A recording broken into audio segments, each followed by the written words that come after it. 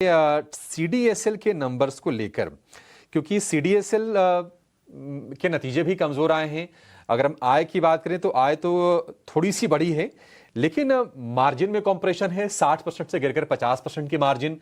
Profits की बात करें तो करीब 24 से 25% के आसपास से गिरावट है प्रॉफिट में। सीडीएसएल को लेकर आपका व्यू क्या है सर? वैल्यूएशंस भी थोड़े हाई हैं और शेयर चला भी काफी ज्यादा है। गिरावट आए तो खरीदना चाहिए या फिर थोड़ा ज्यादा नीचे आए तो फिर कंफर्ट बनेगा? अभिषेक भाई, स्टॉक स्पेसिफिक टिप्पणी करने से पहले एक छोटा सा डिस्क्लोजर देना मेरे ख्याल से अनिवार्य होगा। तो जो भी लंबी अवधि के लिए बुनियादी दर के आधार पर हम आपके समक्ष इस कार्यक्रम में राय रखेंगे, ये हमारी रिसर्च टीम की तरफ से। इसमें हमारी कंपनी जियोजित का अथवा मेरा कोई निजी निवेश नहीं है, ना ही किसी प्रकार का वित्तीय लाभ हमें मिलता है और ना ही किसी प्रकार का कॉन्फ्लिक्ट ऑफ इंटरेस्ट। लेकिन राय इसी स्तर पर हमारे क्लाइंट्स को देते हैं, तो संभव है उनका लंबी अवधि के लिए निवेश हो सकता है। अब आपके आते हैं आपके प्रश्न के ऊपर, सीडीएसएल और भारतीय शेयर बाजार यानी कि इंडियन कैपिटल मार्केट सेक्टर।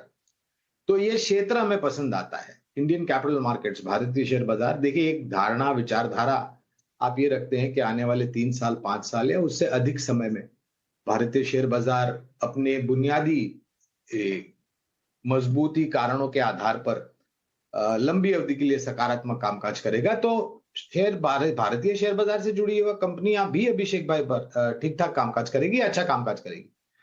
अब प्रश्न ये उठता है कि आपके पास नजरिया क्या है, आपके पास समय सीमा क्या है।